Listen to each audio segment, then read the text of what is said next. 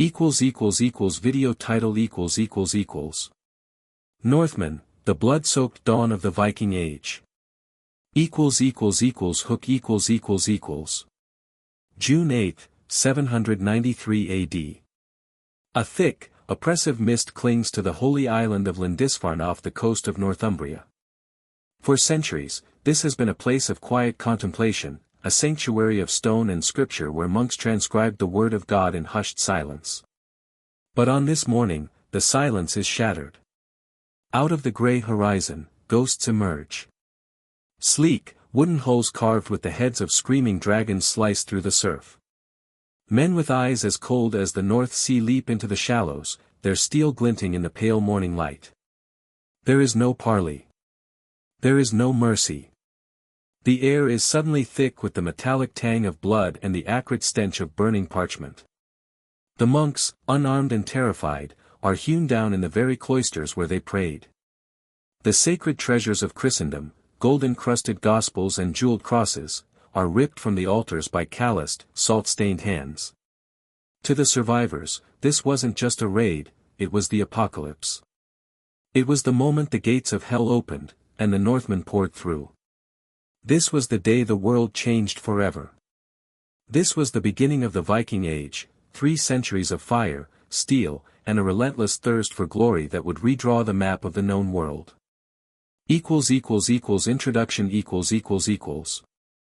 For nearly 300 years, from the late 8th century to the mid-11th, the name, Viking, struck a primal terror into the hearts of everyone from the misty shores of Ireland to the golden domes of Byzantium. But who were these people?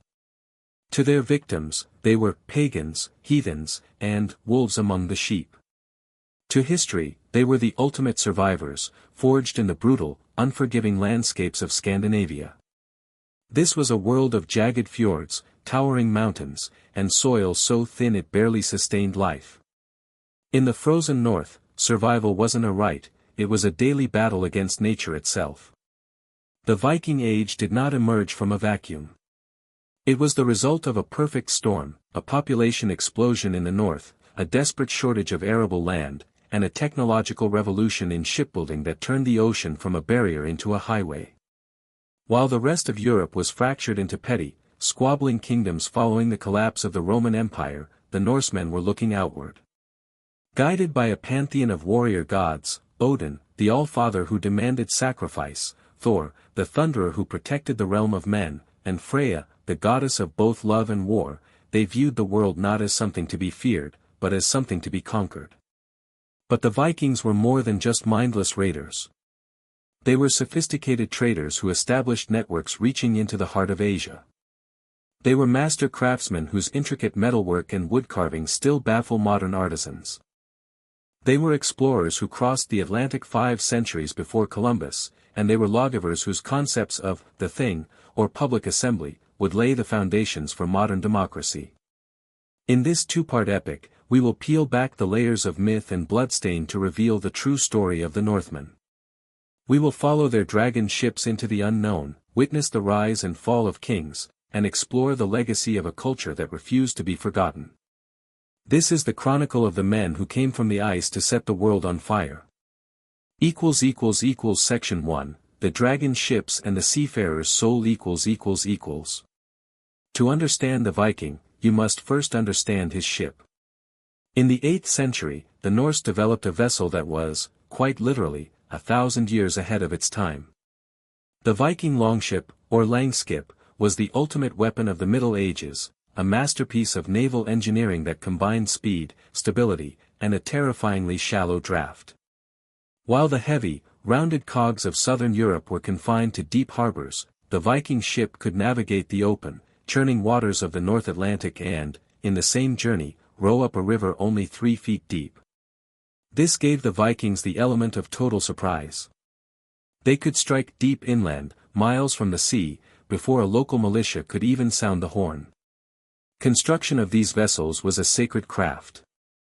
Using the clinker method, shipbuilders overlapped oak planks and fastened them with iron rivets, creating a hull that was flexible rather than rigid. When hitting a heavy wave, the ship didn't break, it flexed, dancing with the water.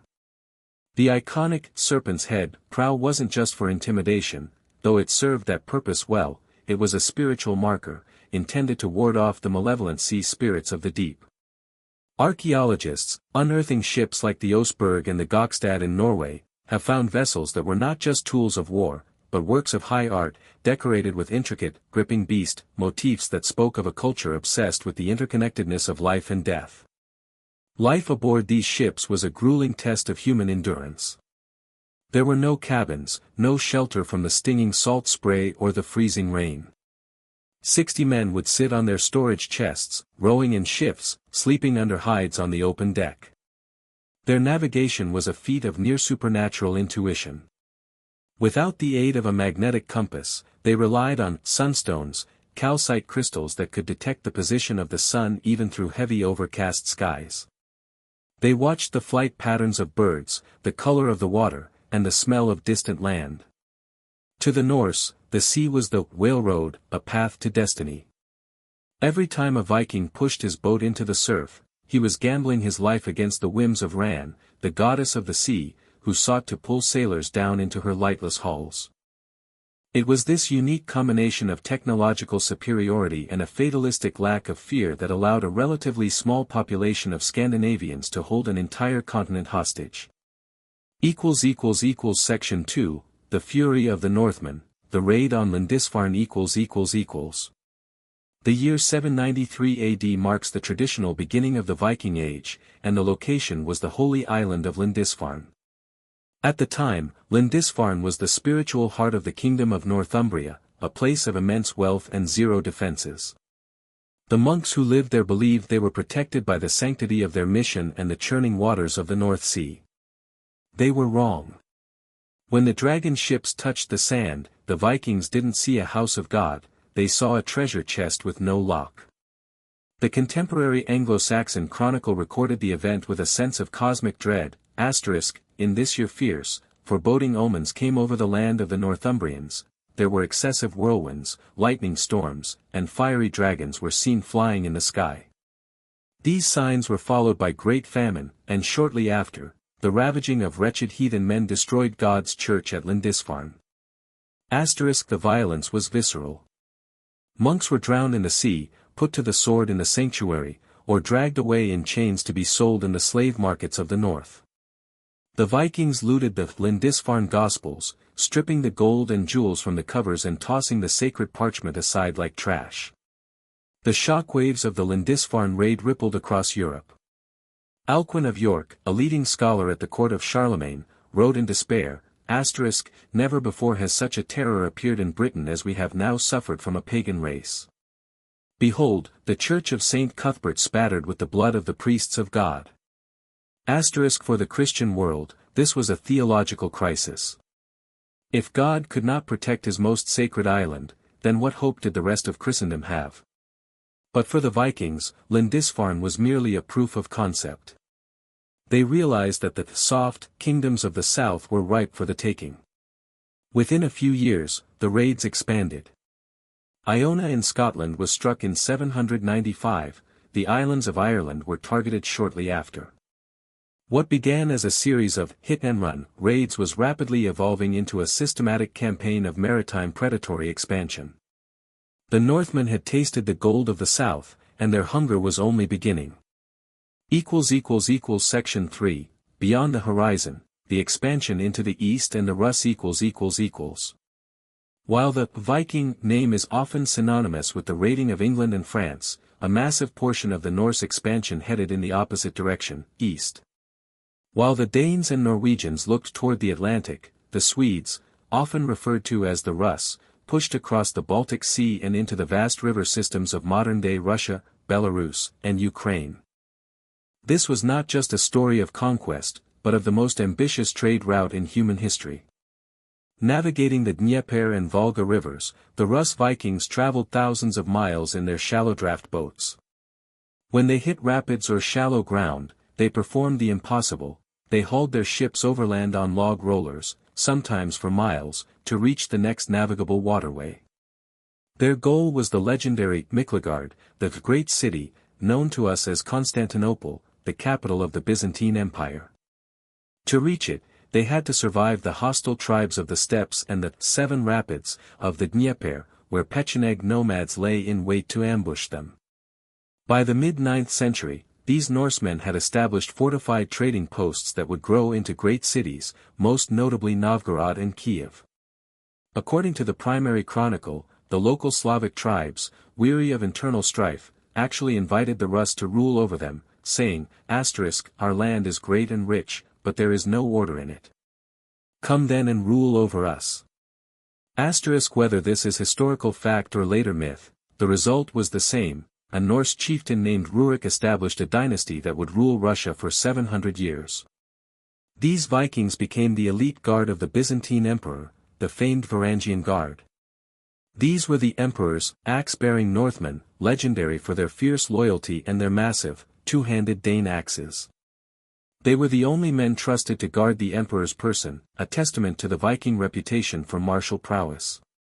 In the east, the Viking was not just a raider, he was a kingmaker, a merchant prince who bridged the gap between the frozen north and the silk-laden markets of Baghdad. Section 4, The Great Heathen Army, The Conquest of Anglo-Saxon England. By the year 865 AD, the nature of the Viking threat changed.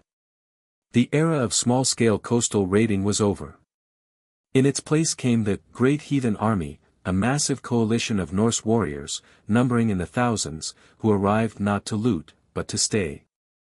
Led by the semi-legendary sons of Ragnar Lothbrok, Ivar the Boneless, Halfdan Ragnarsson, and Ubba, this was a war of total conquest. They didn't just want the gold and the churches, they wanted the land beneath them. The army landed in East Anglia, but their eyes were on Northumbria. They captured York on All Saints' Day, 866, using the city's own Roman walls against its defenders. It was here that one of the most chilling legends of the Viking Age took place, the execution of King Aella of Northumbria.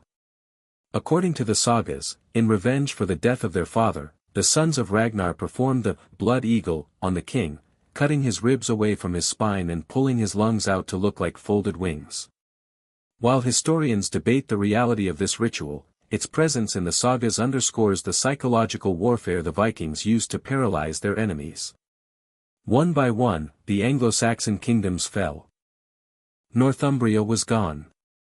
East Anglia followed, its king Edmund martyred by Viking arrows. Mercia, the great central power of England, was dismantled and turned into a puppet state. By 871, only one kingdom remained standing, Wessex. Led by a young, untried king named Alfred, the West Saxons were backed into a corner. The Vikings, now led by the ambitious Guthrum, forced Alfred into hiding in the marshes of Athelney. This was the lowest point in English history. The Vikings had effectively conquered England, establishing the Danelaw, a vast territory where Norse law, language, and customs prevailed. The English language we speak today still carries the scars of this conquest. Words like sky, knife, husband, and law are all Norse gifts. But the Vikings had underestimated Alfred. From the swamps, the Great Heathen Army would soon face a rejuvenated resistance that would determine the fate of the English-speaking world. Section 5, Siege of the Seine, the Vikings at the gates of Paris. While England was reeling from the Great Heathen Army, the Frankish Empire, the superpower of Western Europe established by Charlemagne, was facing its own Viking nightmare. The Vikings had discovered that the River Seine was a silver-lined highway leading straight to the heart of Francia, Paris. In March 845, a fleet of 120 Viking ships, carrying over 5,000 men, appeared on the horizon. They were led by a chieftain the chronicles call Reginhirus, often identified with the legendary Ragnar Lothbrok. The Frankish king, Charles the Bald, assembled an army to meet them, but he made a fatal tactical error. He split his forces on both sides of the river.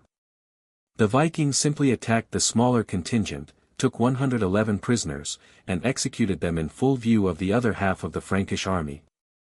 The psychological blow was devastating. The Franks retreated, and the Vikings sailed unopposed into Paris. On Easter Sunday, the Northmen occupied the city, looting its wealthy abbeys and palaces. Charles the Bald, unable to drive them out by force, was forced to buy them off with a staggering 7,000 pounds of silver and gold, the first of many Danegelds, or Danish gold, payments. But the Vikings would return. The most famous siege occurred in 885 AD, when a fleet of 700 ships carrying 30,000 men choked the Seine for miles. This time, Paris was defended by Count Odo and a small, determined garrison. For nearly a year, the Vikings launched relentless assaults, using catapults, battering rams, and even fire ships to break the city's defenses. The defenders fought back with boiling oil and stones. The siege became a grueling war of attrition. Eventually, the Carolingian emperor, Charles the Fat, arrived with a relief army, but instead of fighting, he again chose to pay. He offered the Vikings 700 pounds of silver and gave them permission to sail further upriver to plunder Burgundy. This cowardice signaled the end of the Carolingian prestige, but it also highlighted a new reality: the Vikings were no longer just pirates. They were a geopolitical force that could humble empires and dictate the terms of European politics. The stage was set for a permanent Norse presence in France, a presence that would eventually give birth to the Normans, the men of the north, who would one day conquer England themselves. Section 6, The Hammer and the Cross, the Great Heathen Army and the Birth of England. The year was 865, and the nature of the Viking threat changed forever. No longer were the Northmen merely summer shadows flitting across the horizon to plunder a monastery and vanish. A massive coalition of Norse warriors, known to the terrified English as the Great Heathen Army, landed in East Anglia. Led by the sons of the legendary Ragnar Lodbrok, Ivar the Boneless, Halfdan Ragnarsson, and Ubba, this was an army of conquest. They did not want just silver, they wanted land.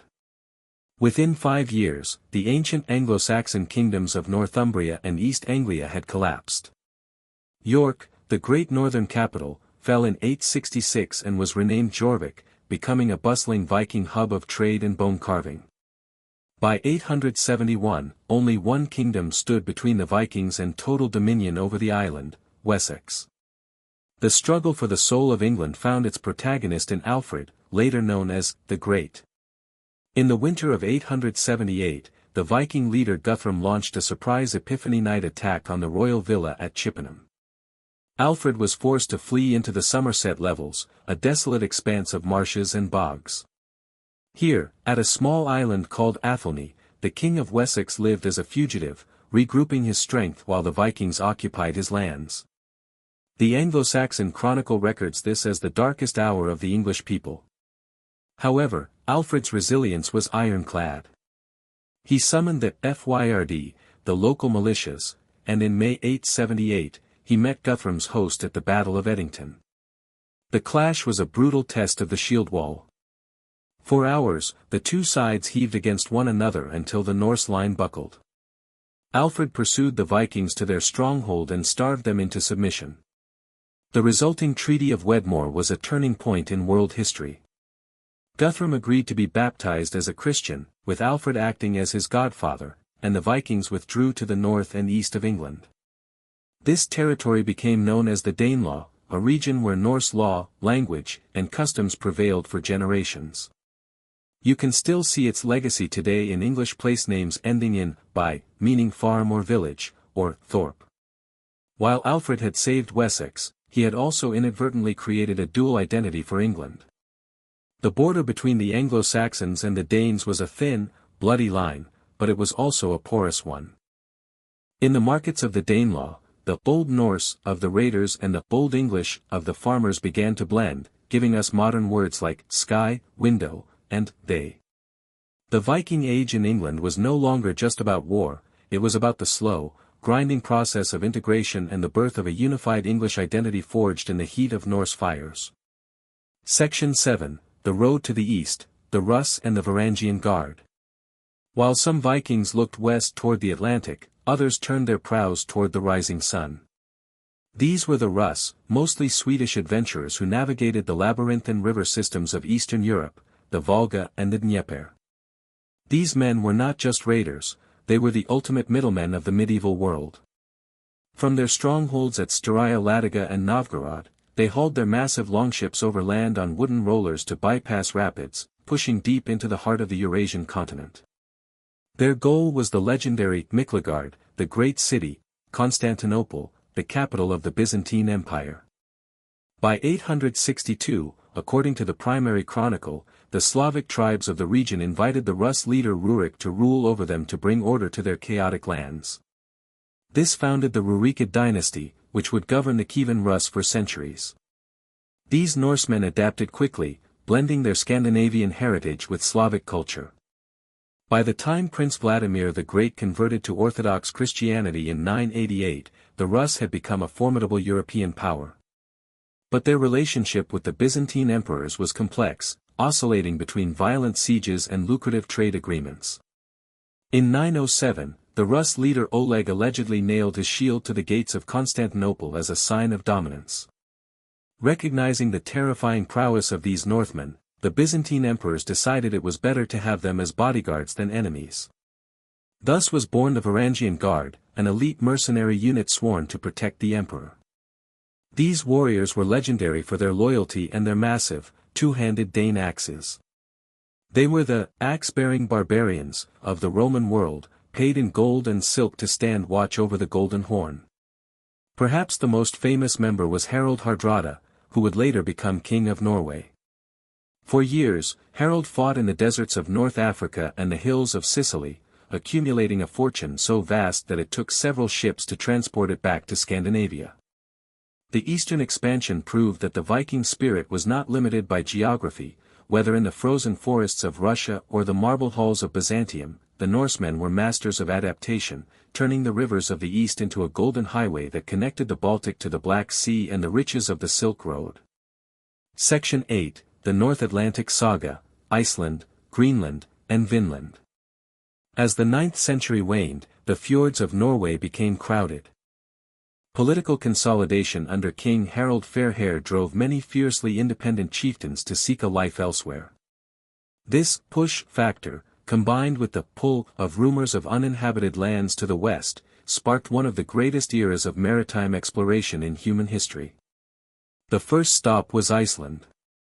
Around 870, a Viking named Ingolfur Arnarsson settled in a place he called Reykjavik, or Smoky Bay, because of the geothermal steam he saw rising from the earth. Within 60 years, Iceland was fully settled. Unlike the kingdoms of Europe, Iceland established a unique form of government, the Althing, founded in 930, which is the world's oldest surviving parliament. Here, in a natural amphitheater of volcanic rock, the settlers met annually to settle disputes and recite the law. But for some, even Iceland was too crowded. Eric the Red, a man with a volatile temper, was exiled from Iceland for manslaughter. He sailed further west into the unknown and discovered a massive, icy landmass. In a brilliant stroke of medieval marketing, he named it Greenland to entice others to follow him. Against all odds, the Norse established two main settlements, the eastern and western settlements, where they raised cattle and sheep in the thin strips of green along the fjords, surviving on a diet of seal and walrus.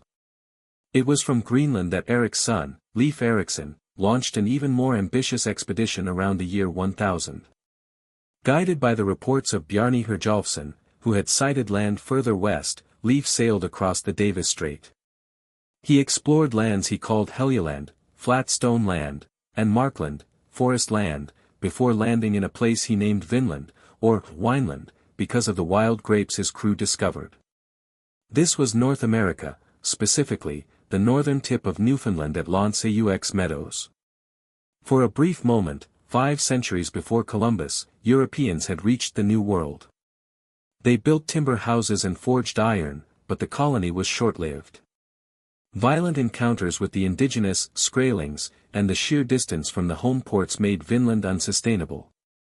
Yet, the memory of these voyages lived on in the sagas of the Icelanders, oral traditions eventually written down that transformed historical fact into epic literature.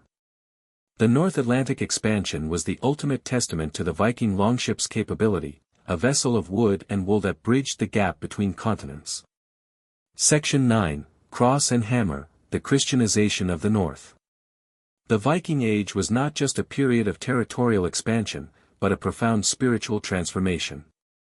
At the start of the era, the Norse were heathens, worshippers of the Aesir, Odin, Thor, and Frey.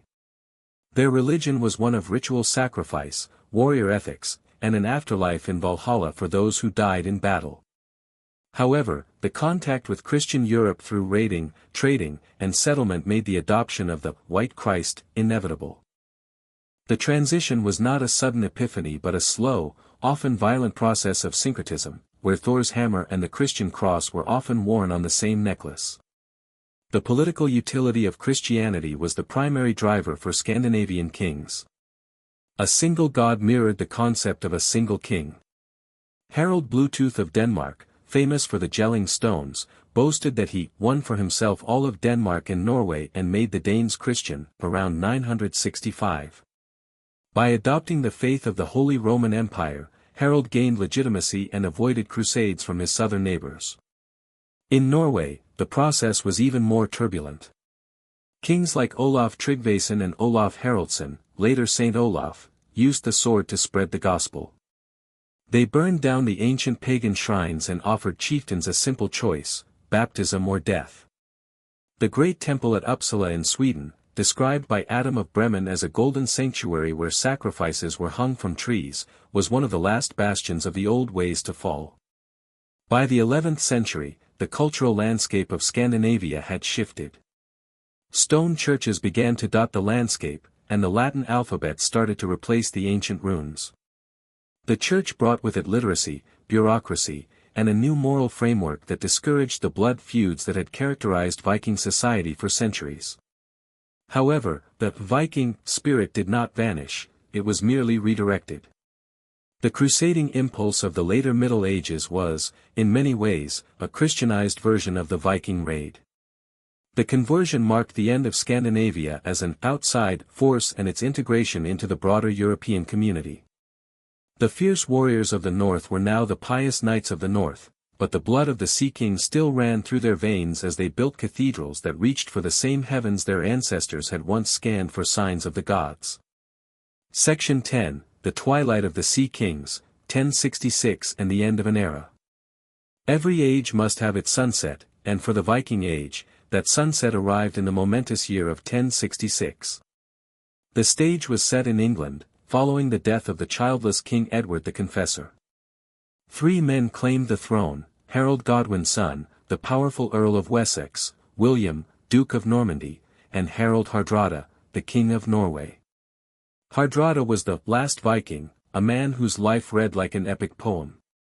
Having served in the Varangian Guard and campaigned across the Mediterranean, he was the most feared warrior in Christendom. He sought to re-establish the North Sea Empire of Knut the Great, believing that the English crown belonged to him by right of previous treaties. In September 1066, Hardrada's fleet of 300 ships appeared off the coast of Yorkshire. Joined by Tostig, the rebellious brother of Harold Godwin's son, the Norsemen smashed the local English levies at the Battle of Fulford. Victory seemed certain. However, Harold Godwin's son performed a military feat that stunned the medieval world. He marched his army 185 miles in just 4 days, catching the Vikings completely off guard at Stamford Bridge. The Norsemen, having left their mail shirts back at their ships on a hot autumn day, were forced to fight in their tunics. Legend tells of a lone, giant Viking who held the bridge against the entire English army, slaying 40 men with his axe until an Englishman floated under the bridge in a barrel and stabbed him from below through the floorboards. The battle was a slaughter. Harald Hardrada was killed by an arrow to the throat, and Tostig fell beside him. Of the 300 ships that arrived, only 24 were needed to carry the survivors home. This was the definitive end of the Viking threat to England. But the irony of history is profound. Just weeks later, the exhausted Harold Godwin's son was defeated at the Battle of Hastings by William the Conqueror. William was a Norman, a Northman. His ancestors were Vikings who had been granted land in France, Normandy, a century earlier. While the Scandinavian Vikings had failed to take England at Stamford Bridge, their French-speaking descendants succeeded at Hastings. The Viking Age did not end because the Northmen were defeated, it ended because they had become the very kings, dukes, and knights who now ruled the kingdoms they once raided. The era of the longship was over, replaced by the era of the castle and the knight. Conclusion. The Viking Age was a 3-century storm that reshaped the world. From the first terrifying screams at Lindisfarne to the final clash of steel at Stamford Bridge, the Norsemen were the catalysts of change. They were the bridge builders between East and West, the explorers who defied the edge of the known world, and the merchants who connected the Baltic to the Silk Road. Their legacy is not found merely in the ruins of their settlements or the artifacts in our museums, but in the very fabric of modern civilization. We see it in the English language, filled with Norse loanwords that we use every day. We see it in the legal systems of the West, where the concept of trial by jury finds its roots in the Norse thing. The Vikings forced the fragmented kingdoms of Europe to centralize and defend themselves, directly leading to the formation of the nations of England, France, and Russia. They transformed from raiders into rulers, from heathens into saints, and from outsiders into the architects of the Middle Ages. They proved that the sea was not a barrier, but a highway, a lesson that would eventually lead to the Age of Discovery. Today, we remember them not just as bloodthirsty marauders, but as a complex people of immense creativity, courage, and resilience. They remind us that history is often driven by those who are willing to sail into the unknown, who look at the horizon and see not a limit, but an invitation. The dragon-headed ships have long since rotted away, and the echoes of the Skald's poems have faded into the wind, but the Viking spirit, the restless urge to explore, to trade, and to build, remains a fundamental part of the human story. As we look back on the chronicles of history, the Viking Age stands as a testament to the power of human ambition to transform a cold, harsh landscape into a legacy that spans continents and millennia.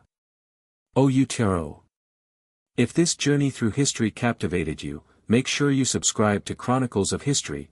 We publish new documentaries every week. Tell us in the comments below, what do you think was the single most decisive moment in this story? Was it the survival of Alfred at Athelney, or the fall of Harold Hardrada at Stamford Bridge? And check out our other videos on screen right now for more epic history.